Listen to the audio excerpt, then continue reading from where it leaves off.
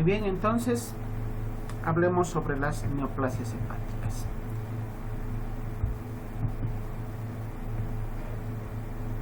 Indiquemos de manera inicial que el cáncer de hígado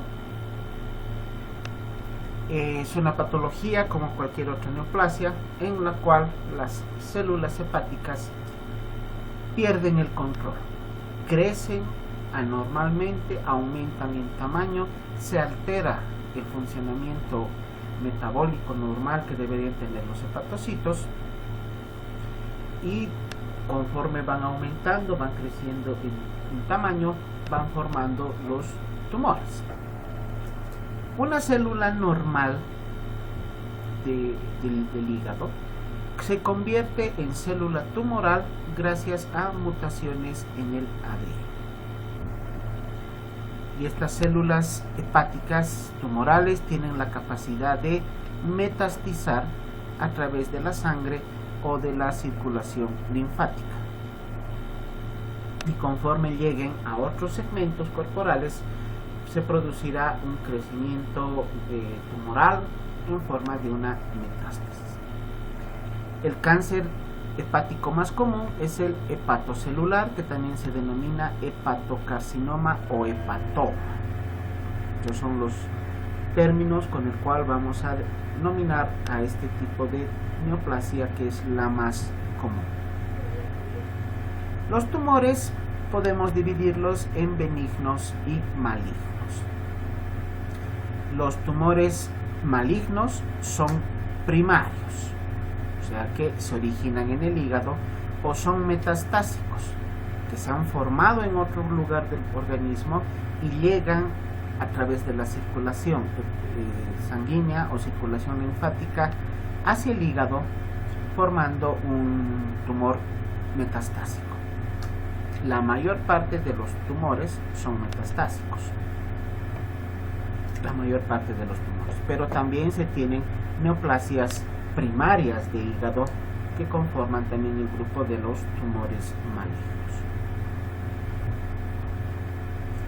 De todos los tumores, el carcinoma hepatocelular o hepatocarcinoma o hepatoma es el que tiene el porcentaje más alto, entre un 80 a 90%. Otros tipos de cáncer podemos mencionar al angiosarcoma, al colangiocarcinoma y al hepatoblastoma. Estos últimos tres que representan entre el 10 al 20% de los tumores de hígado. De acuerdo a la estadística mundial que maneja la Organización Mundial de la Salud, las neoplasias de hígado se convierten en la sexta neoplasia más frecuente en el mundo, después del cáncer de genitales en la mujer, de cáncer de próstata en el varón. La neoplasia maligna de hígado corresponde al sexto lugar en índice de frecuencia y además se convierte en el tercero en índice de mortalidad. Es el tercero que presenta mayor número de muertes. Edad promedio de aparición a partir de los 60 años, predomina sobre todo en varones. Es un tumor, o los tumores de hígado, los tumores malignos de hígado tienen un mal pronóstico, tomando en cuenta que el porcentaje de sobrevida a los 5 años solamente del 15% de los pacientes. La sobrevida del paciente con un cáncer de hígado usualmente no pasa de un año. Como factores de riesgo se mencionan a varios grupos. Uno, el racial, pacientes que viven en los continentes asiático y africano se convierten en los de mayor riesgo. Son los que tienen mayor predisposición a presentar este tipo de neoplasia en relación a la raza latina o europea. El uso crónico de alcohol y de esteroides también está mencionado como una causa, un factor de riesgo a tomar en cuenta. Infecciones por virus de hepatitis B y hepatitis C, paciente de sexo masculino, pacientes con cirrosis hepática y que cursen además con obesidad, pacientes con diabetes mellitus tipo 2 que presenten algún otro tipo de enfermedad genética, el uso de las aflatoxinas o del cloruro de vinilo, que son agentes externos contaminantes que a nivel mundial se consideran como factores importantes de riesgo. El cuadro clínico de un paciente que presente una neoplasia hepática. Principalmente se va a presentar el dolor abdominal, de dolor que está localizado a nivel de hipocondrio derecho, irradiado hacia zona de flanco derecho, en el caso de que existe hepatomegalia, e inclusive hacia zona de epigastria. En segundo lugar, la pérdida de peso, la debilidad, saciedad temprana. El paciente se sirve sus alimentos, pero tiene esa sensación de que se ha hartado, de que ya no desea seguir alimentándose luego de haberse servido pequeñas porciones de alimento. La pérdida de apetito completa, la anorexia, más la distensión abdominal, ictericia, náuseas y vómitos, como parte del cortejo clínico, pero que se llega a presentar en un porcentaje mucho menor. Signos. Revisamos al paciente y ¿qué podemos encontrar? Hepatomegalia. En vista de que los hepatocitos han aumentado en tamaño, se va a presentar una hepatomegalia generalizada. El hígado aumenta de tamaño en todos sus diámetros. Se puede encontrar un soplo hepático a la auscultación cuando existe obstrucción de algunos de los vasos arteriales del hígado. Presencia de ascitis, que es otro signo bastante frecuente. Hemos mencionado ya en la clase previa que la ascitis es una de las principales características clínicas de la cirrosis hepática. Pero siempre que encontremos un paciente con ascitis, pensemos en tres cosas como causa etiológica: la cirrosis en primer lugar, la tuberculosis peritoneal en segundo lugar y en tercer lugar al cáncer de hígado como orígenes hepáticos. También la ascitis puede ser secundaria a patologías sistémicas como la insuficiencia cardíaca o la insuficiencia renal. Pero hablando de patologías exclusivamente digestivas, la ascitis será secundaria a cirrosis hepática, tuberculosis peritoneal o cáncer de hígado. La hepatomegalia se puede acompañar de esplenomegalia. Pacientes con desnutrición severa, la caquexia, es bastante frecuente, sobre todo en pacientes que tengan un cuadro de neoplasia avanzada, en etapas terminales. Presencia de fiebre. Ya hemos mencionado, no recuerdo si hemos mencionado con ustedes, pero que la fiebre usualmente viene secundaria a un cuadro infeccioso. Pero la fiebre no solamente es secundaria a infección. El 95% de los casos de fiebre son por infección. Un 5% de fiebre, de los casos de fiebre, se presentan por causas no infecciosas. Una de ellas, el cáncer. Entonces, pacientes que cursan con cualquier tipo de cáncer pueden tener fiebre, que no es de origen infeccioso. Y también podemos encontrar datos de hepatopatía crónica, justamente lo que aprendimos en la clase previa. Todos los datos clínicos de un paciente hepatópata crónico, como la ginecomastia, la ausencia de vello axilar, la ausencia de vello pubiano, hipertrofia parotídea, eritema palmar, presencia de la contractura del Dupuytren, las telangiectasias, todos esos datos que hemos determinado como los estigmas del paciente hepatópata crónico también se pueden presentar en un caso de neoplasia de hígado. ¿Cuándo debemos sospechar de un paciente que pueda estar cursando con un cáncer de hígado sobre una hepatopatía ya presente? Un paciente que ya tenga alguna enfermedad de hígado y que pueda estar derivando hacia un cáncer, a lo que se denominan los datos de alarma. Deterioro rápido de la función hepática. Deterioro progresivo de las funciones metabólicas hepáticas que se determinan a través de la elevación de las transaminasas. Ascitis de presentación aguda o refractaria al tratamiento.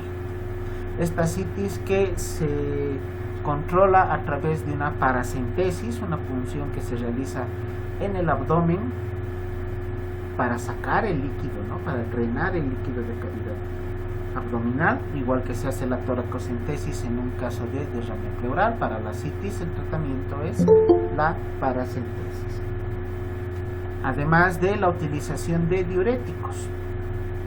Y en el caso de las ascitis, el diurético de elección es la espironolactona por pertenecer al grupo de los fármacos diuréticos ahorradores de potasio. Ese es el tratamiento de la ascitis: drenar el líquido, sacar el líquido y dar diurético. ¿Dónde se realiza la punción para una paracentesis en un caso de ascitis? A nivel de fosa ilíaca izquierda. Ahí se debe realizar la punción. ¿Por qué no hacerlo en el lado derecho? Porque en el lado derecho se corre el riesgo de, al momento de introducir el trócar o la bránula para drenar la ascitis, que se pueda lesionar el ciego. Entonces la paracentesis siempre se debe realizar a nivel de fosa ilíaca izquierda. En los casos de un paciente que curse con alguna hepatopatía, que presente ascitis aguda o refractaria, no responda al tratamiento, se hace o se practica la paracentesis y al poco tiempo la ascitis se vuelve a presentar. Se da diuréticos y el paciente no responde al tratamiento con diuréticos. Eso se llama ascitis refractaria. Sospechamos de que el paciente puede estar cursando con una neoplasia de hígado. Cuando existe laboratorialmente aumento de los valores de bilirubinas, aumento clínico de la ictericia. Cuando exista pérdida de peso, que no se pueda justificar por alguna otra causa, o ante la presencia de fiebre persistente, descartando cualquier tipo de proceso infeccioso. Cuando exista sangrado intraabdominal agudo, cualquier punto del abdomen, cualquier órgano intraabdominal que presente un cuadro hemorrágico agudo que no pueda ser justificado por otra causa, no hay un motivo para que exista el sangrado, podemos ya sospechar también de que podamos estar cursando o que el paciente puede estar cursando con una neoplasia de hígado. Y cuando existan datos de encefalopatía hepática aguda. Todos estos datos los vamos a considerar como señales de alarma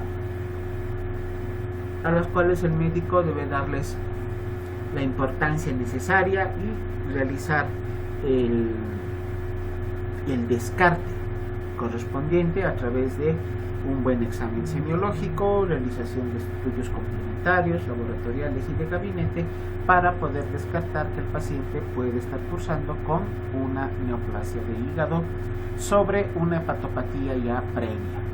El paciente puede estar con cirrosis, puede estar con hepatitis, puede estar con cualquier enfermedad hepática y ante la presencia de estos datos de alarma que hemos mencionado, sospechamos que puede estar cursando además con cáncer. En el listado de los tumores tenemos a los benignos y a los tumores malignos del hígado. Los benignos vamos a mencionar al adenoma hepatocelular, al hemangioendotelioma, al hemangioma cavernoso, hiperplasia nodular focal y al lipoma hepático. Como toda tumoración benigna, no implica riesgo vital para el paciente, no pone en riesgo la vida del paciente. En cambio, los tumores malignos son aquellos que sí van a poner en riesgo la vida del paciente y una vez diagnosticados, el tiempo de sobrevida es muy corto. Usualmente los pacientes llegan a fallecer en un lapso de un año. El porcentaje a los 5 años llegan solamente a un 15%. Dentro del grupo de estos tumores malignos mencionamos al carcinoma hepatocelular, al hepatoblastoma, al angiosarcoma, colangiocarcinoma y cistoadenocarcinoma biliar. Veamos las características de los principales tumores malignos. El carcinoma hepatocelular es un tumor primario del hígado, o sea que se origina en las propias células hepáticas. Es la más frecuente y, como hemos mencionado, representa entre el 80 al 90% de todos los casos de cáncer de hígado. Se considera como la sexta neoplasia más frecuente y la tercera causa de muerte asociada con cáncer en pacientes denominados de primer mundo, que es donde se tiene con mayor precisión estos datos estadísticos. A nivel de Latinoamérica, que es lo que nos interesa, ¿no? Saber qué estadística tenemos en Latinoamérica. Los números no varían mucho.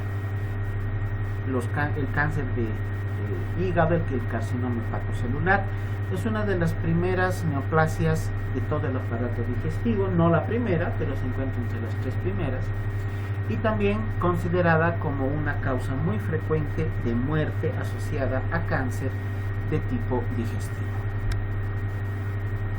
Principal factor de riesgo para el carcinoma hepatocelular, la cirrosis hepática. Ya sea una cirrosis hepática de tipo alcohólica o la cirrosis hepática que hemos mencionado como cirrosis biliar primaria, la famosa CBP, cirrosis biliar primaria, que es una patología de orden autoinmune, con todas las características propias de la cirrosis, pero que no se relaciona con el alcohol. Eso ya hemos hablado con más detalle en la clase previa. Pacientes con cirrosis, entonces los vamos a considerar como el principal factor de riesgo para el desarrollo del carcinoma hepatocelular. También podemos mencionar a la infección por virus de la hepatitis B, virus de la hepatitis C y la esteatohepatitis no alcohólica. Otras causas: el alcoholismo crónico, la hemocromatosis, que es una patología donde se presenta un aumento en los niveles séricos de hierro, y cualquier tipo de enfermedad hepática autoinmune. También se considera a la aflatoxina como un factor de riesgo para el carcinoma hepatocelular. Este consumo de aflatoxina se produce al momento de consumir alimentos contaminados por el Aspergillus flavus, ¿no? Alimentos contaminados con este tipo de hongo, el Aspergillus flavus, que es el que va a producir la aflatoxina. En un paciente que ya presenta algún tipo de patología de hígado como hepatitis, se puede considerar como un factor de riesgo muy importante para la presencia del carcinoma hepatocelular. Esta característica, la exposición a la aflatoxina, se tiene como lugares de mayor incidencia al continente africano y a la China, que es donde se han realizado múltiples estudios que han logrado confirmar esta situación. Para el carcinoma hepatocelular, factores de riesgo: la cirrosis hepática, con todos los componentes que ya hemos aprendido previamente, infección por hepatitis, sobre todo virus de la hepatitis B, pacientes de género masculino, tomando en cuenta que la relación entre varones y mujeres es de 3:1 a predominio de los varones, susceptibilidad genética, como cualquier otro tipo de neoplasia, pacientes que tengan antecedentes familiares de cáncer de hígado o de algún otro tipo de neoplasia digestiva tendrán la predisposición o el factor de riesgo genético para poder desarrollar en algún momento de su vida un cáncer de hígado. Y la mayor exposición a el alcohol. Estos factores de riesgo se suman a la exposición a las aflatoxinas que ya hemos mencionado, contaminación de alimentos por el Aspergillus flavus, el uso de tratamientos sustitutivos hormonales como el de los anticonceptivos orales. Los anticonceptivos orales tienen muchísimos efectos colaterales, no es usarlos nomás por usarlos. Hay que saber cómo usarlos y sobre todo en personas jóvenes, en mujeres en edad fértil, pero jóvenes, que por no llegar a un embarazo llegan a usar los anticonceptivos orales durante largos periodos de tiempo. Estamos hablando de años que puedan usar estos anticonceptivos. Tienen el riesgo de contraer trombosis venosa profunda o, como estamos viendo ahora, carcinoma hepatocelular. Y nuevamente mencionamos al alcoholismo como principal causa de la cirrosis hepática postalcohólica y como factor principal de riesgo para el carcinoma hepatocelular. La presentación clínica. Síntomas que nos va a presentar el paciente, signos que podemos encontrar cuando revisemos al paciente. Descompensación hepática. El paciente va a presentar todas las características clínicas de una alteración del funcionamiento de los hepatocitos. Ahí hablamos de ictericia, hablamos de elevación de bilirrubinas, la presencia de los estigmas de la hepatopatía crónica. Los pacientes pueden cursar con hemorragia digestiva, sobre todo alta. Hemorragia digestiva alta con sangrado a nivel sobre todo de estómago. Muchas literaturas describen una tríada clásica que es el dolor en cuadrante de hipocondrio derecho, hepatomegalia y pérdida de peso, como la tríada típica del carcinoma hepatocelular. Dolor a nivel de hipocondrio derecho, presencia de hepatomegalia y pérdida de peso. Como el paciente tiene mucha tendencia a las hemorragias, se puede presentar un hemoperitoneo.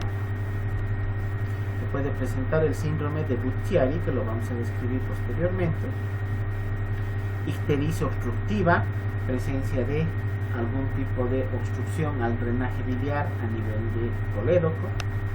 Y es también característica la presencia de metástasis. Lamentablemente, al momento del diagnóstico, en mayor número de los casos, estos pacientes con carcinoma hepatocelular pueden llegar a presentar ya metástasis, sobre todo a nivel de pulmón, a nivel del sistema nervioso central y a nivel de los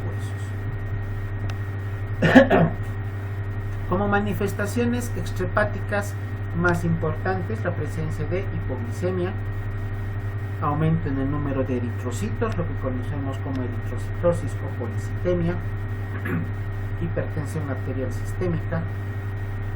Laboratorialmente se puede corroborar la presencia de hipercolesterolemia y en casos más raros, situaciones que cursan con deposiciones diarreicas crónicas. Un paciente que cursa con diarrea crónica, con periodos de remisión, exacerbación. El paciente presenta diarrea durante un largo tiempo, luego se pierde la diarrea también durante un tiempo prolongado y vuelve a aparecer, y así se va entrando en un ciclo de remisión y exacerbación de la diarrea, pero en un número muy escaso de pacientes. Usualmente un paciente con cáncer de hígado no vamos a encontrar diarrea, solamente será un dato clínico a tomar en cuenta en un número escaso de pacientes. ¿Cómo realizamos el diagnóstico? Como siempre, los diagnósticos deben ser clínicos, en base a toda la información que ya hemos mencionado. Pero se nos hace imprescindible la utilización de estudios complementarios para poder determinar exactamente localización del tumor, tamaño del tumor e inclusive presencia de metástasis. Para esto vamos a utilizar tomografía de abdomen. En los casos de neoplasias es mejor solicitar una tomografía contrastada porque el contraste nos ayudará a poder identificar inclusive lesiones pequeñas que se pintan, si vale el término, ¿no? Se pintan gracias al contraste. En cambio, la tomografía simple de abdomen muchas veces pasa por alto la identificación de lesiones pequeñas. La realización de estudios de ultrasonido o ecografía hepática, donde también se nos identificará la presencia de tumoraciones, localización de las mismas e inclusive la presencia de ganglios. Las adenopatías son típicas en los casos que existan neoplasias. Estudios ya más especializados como la resonancia magnética y la angiografía hepática. La resonancia magnética para poder darnos detalles más certeros que la tomografía contrastada tal vez no logró identificar, y la angiografía para poder descartar cualquier situación de obstrucción a nivel de vasos hepáticos. Como estudios laboratoriales, la elevación de la alfa-fetoproteína, que es un marcador tumoral, el más usado en casos de cáncer, ¿no? En cáncer de cualquier órgano, esta dosificación de alfa-fetoproteína siempre está elevada, tomando en cuenta que es el principal marcador tumoral.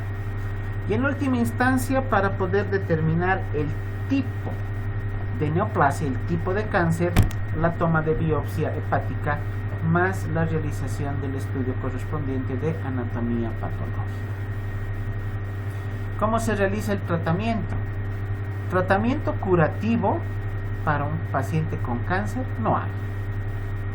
No tenemos una cura para el cáncer. Simplemente se hace un tratamiento paliativo que está dirigido a los síntomas principales. Debemos controlar el dolor, debemos controlar la fiebre, debemos controlar alteraciones en otros órganos, si hay deterioro del funcionamiento renal, del funcionamiento pulmonar o cardíaco. El tratamiento será simplemente sintomático. Es por eso que al no haber un tratamiento específico para el cáncer de hígado, para el cáncer del hepatocarcinoma, el porcentaje de sobrevida es muy bajo, tomando en cuenta de que es muy agresivo y la muerte del paciente viene en un corto periodo de tiempo. Se ha planteado como posibilidades para un tratamiento curativo el trasplante de hígado, de igual manera como hemos hablado en el tema de la cirrosis hepática. Tratamiento que hasta donde yo sé, acá en Bolivia no se hace. Se ha planteado, o se ha practicado hace bastantes años. Había un caso de una niña que se le realizó un trasplante de hígado acá en la ciudad de La Paz, que en primera instancia estaba yendo adecuadamente, pero lamentablemente tuvo rechazo al trasplante y la niña falleció. O sea, lamentablemente el trasplante de hígado no tiene tampoco buen pronóstico. Como en todo tipo de neoplasia, la resección del tumor aparentemente podría ser un tratamiento curativo. Se saca el tumor y asunto solucionado. Pero ¿qué implica la resección del tumor? El de sacar el tumor más tejido sano, todo el tejido circundante que esté sano, y se nos puede escapar alguna o dos células tumorales, y suficiente con que se quede una sola célula tumoral para que este sea el punto de partida y de esta única célula empiece la división, proliferación y crecimiento de los hepatocitos, lo cual será una recidiva del tumor. Luego también tenemos el tratamiento con radioterapia.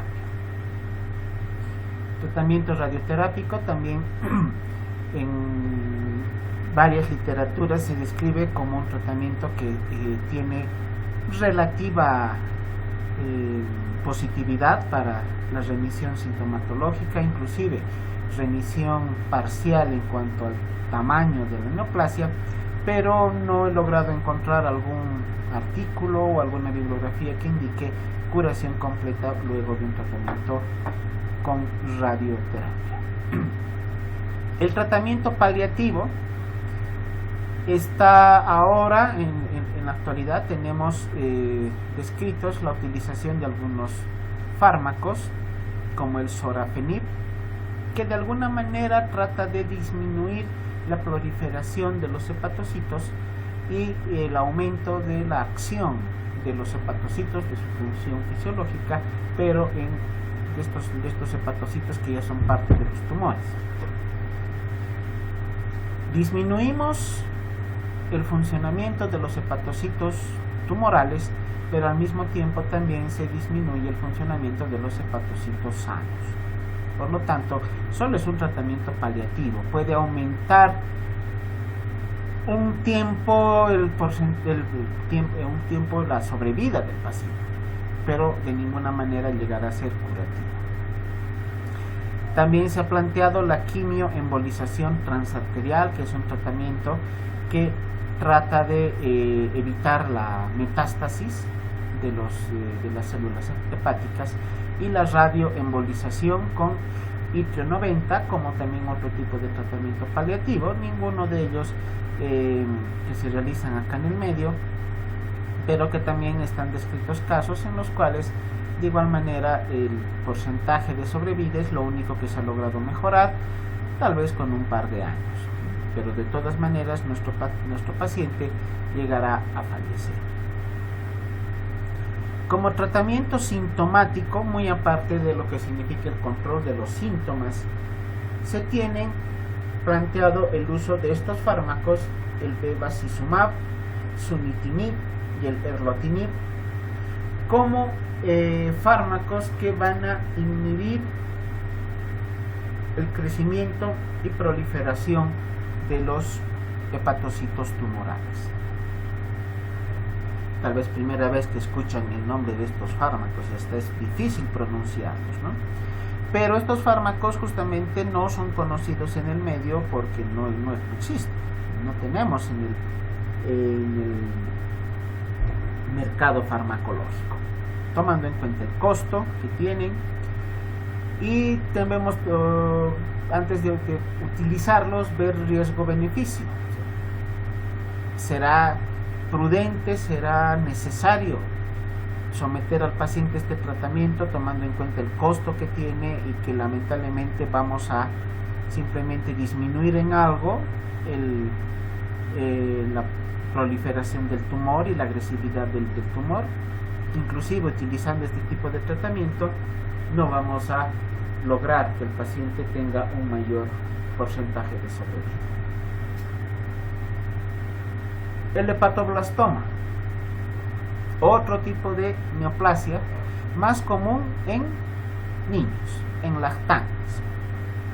O sea, se considera como la primera neoplasia de hígado en niños menores de 5 años, asociado a malformaciones congénitas como la glucogenosis y el síndrome de Beckwith-Wiedemann, patologías de orden genética que cursan con alteraciones del metabolismo de los carbohidratos. Este tipo de neoplasia se va a originar en los precursores de los hepatocitos en su etapa de diferenciación limitada, cuando tienen poca diferenciación los hepatocitos antes de convertirse en hepatocitos, ¿no? Cuando están en etapas previas, al que llamamos células precursoras de los hepatocitos. Ahí es donde se origina esta neoplasia. Y sobre todo va a comprometer al lado derecho, al lóbulo derecho del hígado, y causa frecuente de metástasis, donde metastatiza principalmente el tumor de hígado, hemos mencionado, a sistema nervioso central, a pulmones y hacia los huesos. El paciente con esta neoplasia presentará como características clínicas distensión abdominal continua, permanente. Es un niño que tiene la barriguita muy inflamada, distendida, dolorosa. Va a haber un retardo en el crecimiento y pérdida de peso también bastante importante. Son niños que pierden el apetito, además tienen una alteración en cuanto a su conducta, se tornan niños irritables, poco sociables. Cursan con hepatomegalia de distintas magnitudes. Usualmente llega a presentarse hepatomegalias hasta del 50% del volumen de un hígado normal para la edad. Presencia de náuseas, vómitos y diarrea de presentación permanente. Como en la mayor parte de las neoplasias que se estudian en pediatría, los pacientes cursan con anemia, lo cual se manifiesta clínicamente con palidez generalizada, palidez de piel y mucosas y en ocasiones ictericia. La ictericia, a diferencia de lo que se presenta en adultos, en los niños es un dato clínico poco frecuente. El diagnóstico se realiza con similares actitudes, con similares pasos en relación al carcinoma hepatocelular. Dosificación de alfa-fetoproteína, como les indicaba, es el marcador tumoral más usado en cualquier tipo de neoplasia. La angiografía, la tomografía, la resonancia magnética, la ecografía, como estudios complementarios de gabinete que nos serán de utilidad para poder llegar a este diagnóstico. Tratamiento, dependiendo de la edad del niño y dependiendo también de la localización y del tamaño del tumor, se plantea un tratamiento quirúrgico. Resección tumoral, que como ya habíamos mencionado, no es una prenda de garantía. Si se queda una sola célula, de ahí va a haber la recidiva del tumor. Y en niños sí está considerada la quimioterapia, sobre todo con cisplatino, la doxorubicina y la vincristina, por un lapso de tiempo determinado, sesiones de quimioterapia que pueden ser cada 2, cada 3 semanas. Usualmente se hacen mínimamente unas 5 a 6 sesiones de quimioterapia en un primer ciclo, hasta determinar la evolución de la enfermedad, con la posibilidad de realizar nuevas sesiones dependiendo de la evolución del tumor.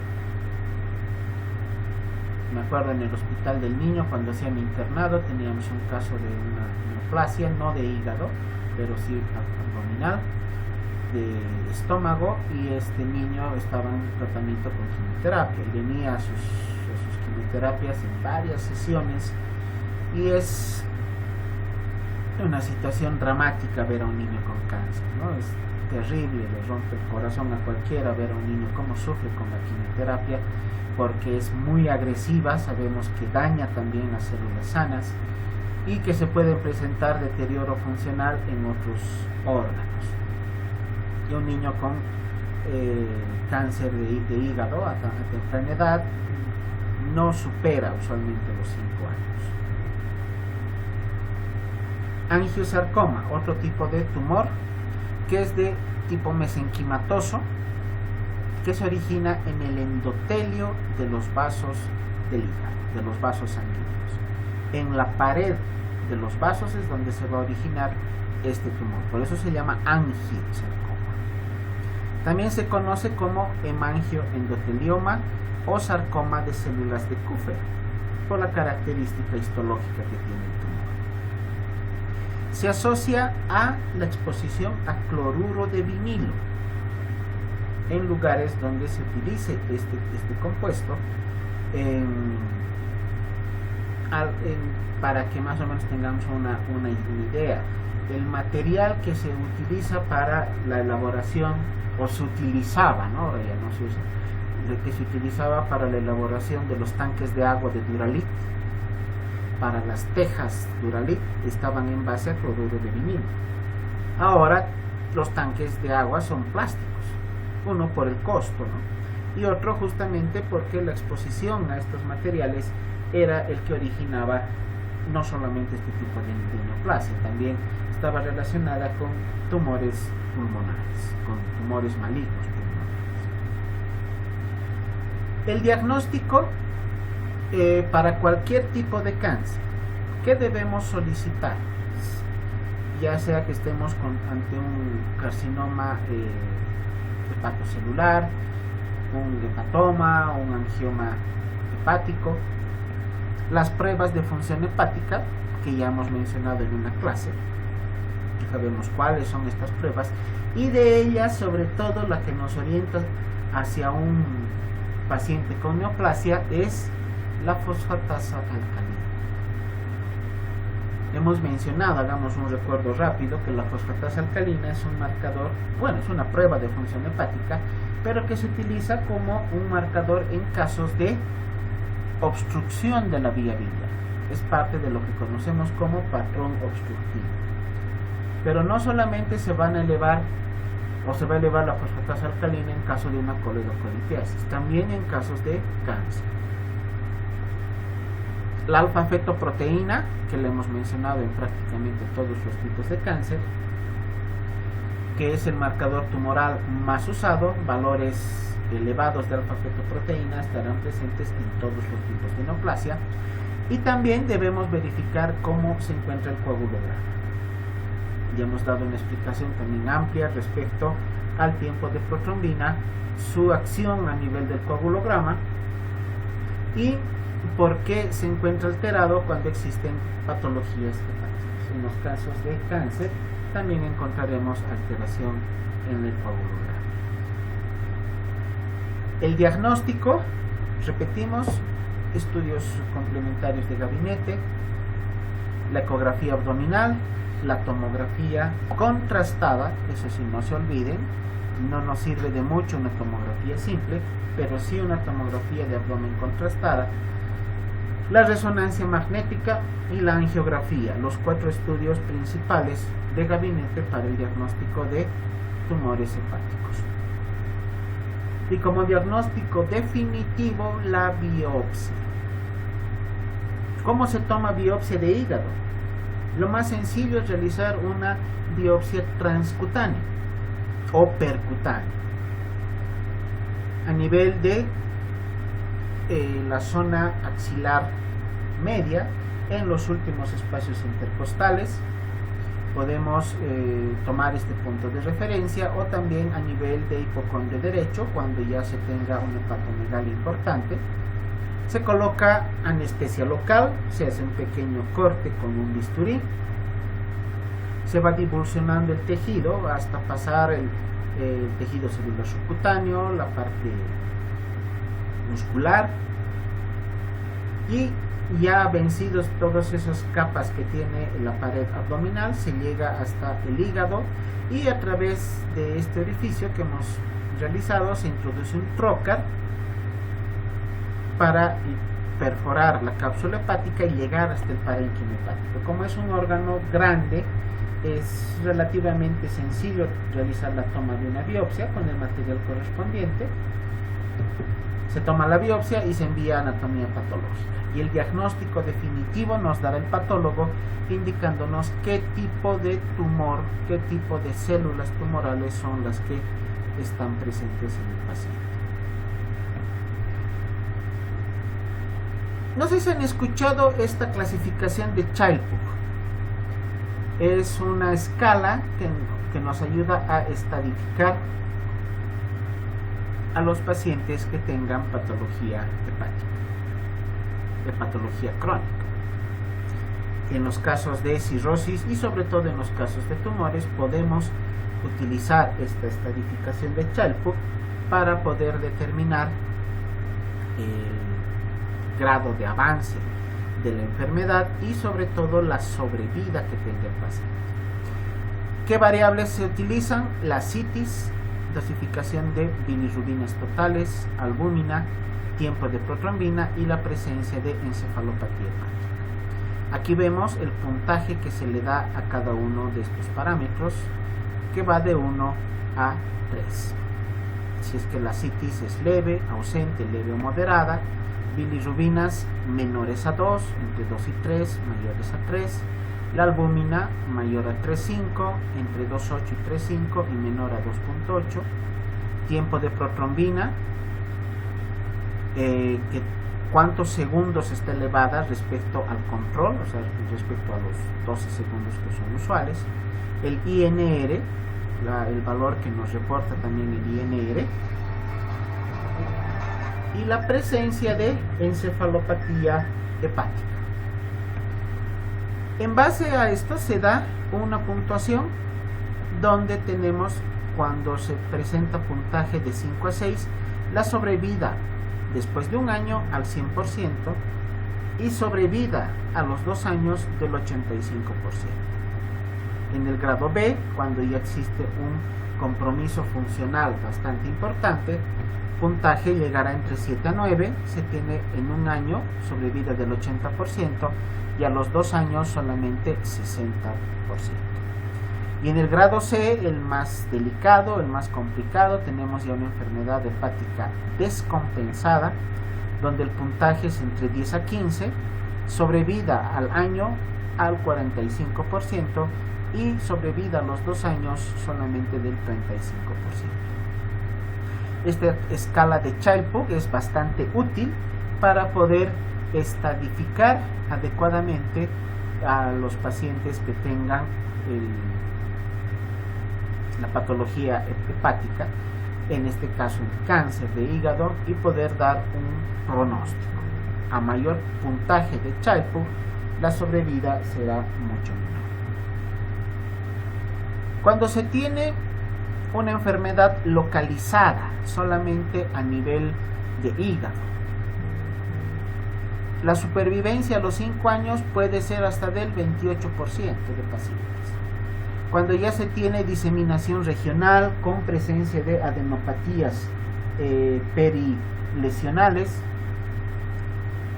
solamente un 7% de sobrevida a los 5 años. Y cuando ya se tiene metástasis, un 2% de pacientes llegarán hacia los 5 años de sobrevida. Por lo tanto, confirmamos nuevamente lo que indicábamos hace momentos atrás, que el hepatocarcinoma y en general todos los tumores malignos de hígado son muy agresivos y tienen un porcentaje de sobrevida muy escaso. Estos pacientes no llegan a pasar 5 años. Usualmente, por lo que yo he visto, el paciente muere al año, no llega a pasar más de ese tiempo con sobrevida.